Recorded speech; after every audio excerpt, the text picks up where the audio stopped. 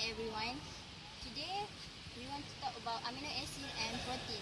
Okay, I'm Shafika. I want to talk about introduction. Okay, what is amino acid? Amino acid are used in every cell of our body to build the protein we need to survive. Protein are composed of long chains of amino acid joined together via peptide bonds. There are two carbon bond in amino acid, which is carboxyl group and amino group. They also have functional group, which is R. There are two types of amino acids, which are essential and non-essential. The 9 essential amino acid cannot be synthesized in our body, and the other 11 of non-essential amino acid we can get in our body. Protein is therefore an essential part of our diet, vital to development and correct functioning of the body. Thank you. Hi guys, I'm Amira, and I will continue with the protein function. So there are several types of protein, and there are several types of function that work properly for our body. For the first one, protein as a hormone production. Hormone is a chemical messenger that travels throughout the body, coordinating several complex processes that involve interaction in several organs.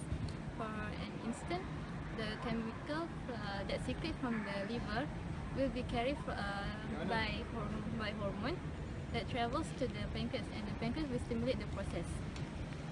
For example of hormone, which is the insulin. Insulin used for the regulating of the blood sugar, and for the second one, secretin, which is assist in digestive enzyme.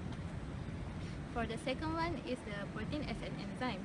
Enzyme will increase the rate of chemical reaction in body, which is for example lactase. Lactase to break down the sugar lactose that found in milk. And the second one, which is the pepsin, as a digestive enzyme that found in stomach. Last but not least, which is the protein as a transport of molecule.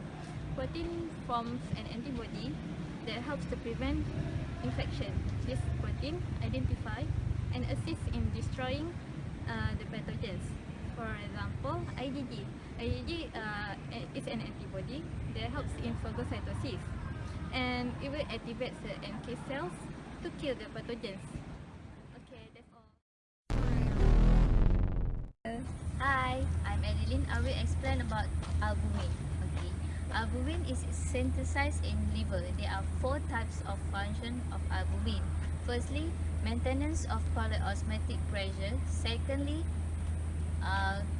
negative acute phase reaction. Thirdly, buffers pH and bind substance in blood. If there any increase in blood albumin, this is made due to dehydration and excessive blood infusion. And secondly, if there are decrease in blood albumin, this is may occur because of the body does not get or absorb enough nutrients, such as with malnutrition or malabsorption, liver diseases, renal diseases, and finally dilution by excess. Thank you. Assalamualaikum warahmatullahi wabarakatuh, and a very good afternoon.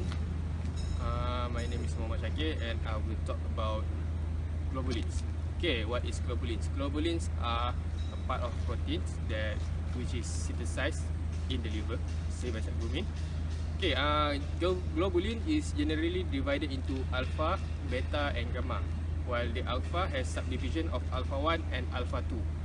Okay, and alpha and beta globulin are usually used as protein or enzyme, which are used for transferring substance in our body, while gamma globulin is usually used for antibody defense mechanism. Okay, for the clinical significance of globulin level, okay, for decreased globulin level, we could trace it to malnutrition due to decreased protein intake. We could also attribute decrease of globulin level which is related to congenital immune disorder or nephrotic syndrome, or an increased level of albumin, because there are albumin and globulin ratio in our total protein.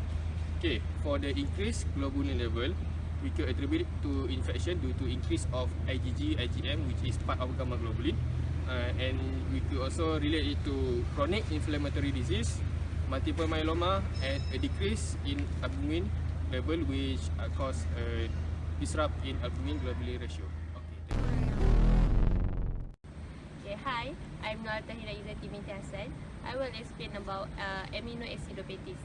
As we know, aminoacidopathis is rare genetic disorder. Okay, first I will explain about phenylketonuria. Okay, this is happen when absence of enzyme phenylalanine hydroxylase. Okay, this can cause brain damage when phenylalanine build up in our body. Okay, second, for tyrosinemia. Okay, tyrosinemia happen when absence of enzyme fumarate acetoacetate hydrolase. Okay, this can cause this can cause liver and kidney damage. Okay, for maple syrup urine disease, okay, this happen when person absence of enzyme alpha ketoacid dehydrogenase. Okay, this cause urine, breast and skin smell like maple syrup and cane sugar. Okay, for alkaptonuria, this happen when accumulation of homogenistic acid, which cause urine turn dark color. Okay, lastly, for isovaleric acidemia, happen when absence of enzyme isovaleric CoA dehydrogenase. Okay, this cause this will produce sweaty food odor. Okay, thank you. Assalamualaikum and hello. My name is Muhammad Afif Akmal Miruzdi. Okay, today I will talk about test for protein. Okay, there are two ways to detect protein, which is total protein determination and albumin determination. Okay, for total protein there are 4 methods. The first method is kejadah method. Second one is refractory method. The third one is burette method. And the last one is dye binding. Okay, for the albumin determination, there are 2 ways only. The dye binding and salt precipitation. Okay, for the kejadah method, we want to measure the nitrogen content.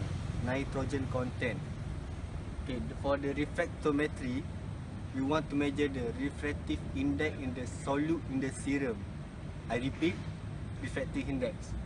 Okay, for the burette, we want to detect the ultraviolet caused by the Cu2 plus ion and the peptide bonds. For the dye binding, the protein will bind to the dye and cause a shift in maximum absorbable level. Okay, for the albumin determination, the dye binding, the explanation is pretty much the same, so I won't explain. But there are 2 ways in the binding, which is BCG and BCP. Okay, BCG is bromo-creso green, while BCP is bromo-creso purple. I think you know why it is called BCG and BCP, because of the color. G is for green, P is for purple. That's all for me. Thank you. Bye. Assalamualaikum. My name is Nohanisa binti Sardin. Today I'm going to explain to you guys about another test that more precise in protein detection, that is electrophoresis. Okay, this is the few example of disease and the result of the electrophoresis graph. This is the normal pattern of electrophoresis graph. This show of albumin, alpha 1, alpha 2, beta and gamma. In cirrhosis, this is can happen due to the viral hepatitis and chronic alcohol abuse. The result will show of low albumin, low of alpha 1, alpha 2 and beta globulins, and increase of IgA in gamma fraction. And also this is the reason of beta gamma bridging. This happened due to the polyclonal increase in IgA extend into beta region. In nephrotic syndrome, this is caused by the long-term loss of albumin and IgG in kidney due to the kidney damage. The result will show of low albumin, increase double in alpha 2 and beta globulins. In acute inflammatory, this caused by infection, injury and surgical trauma. The result will show of increase in alpha 1, alpha 2 and the albumin will show normal or decrease. The monoclonal gammopathy happen when the monoclonal proliferation of beta lymphocytes producing an abnormal immunoglobulin paraprotein. This is associated with benign monoclonal gammopathy and with multiple myeloma. The result will show low albumin and sharp peak of gamma region. In chronic inflammatory, this is due to autoimmune disease, chronic liver disease and chronic infection. The result will show of double increase in gamma globulins, increase in alpha 2 globulins, increase of alpha 1 globulins and decrease in albumin. Okay, in alpha 1 antitrypsin deficiency, this is genetic disorder caused by defective production of alpha 1 antitrypsin. The result will show of low activity of alpha 1 antitrypsin in blood and lungs. So in the electrophoresis graph, the alpha region will show low. In hypogammaglobulinemia, this is the cause of combined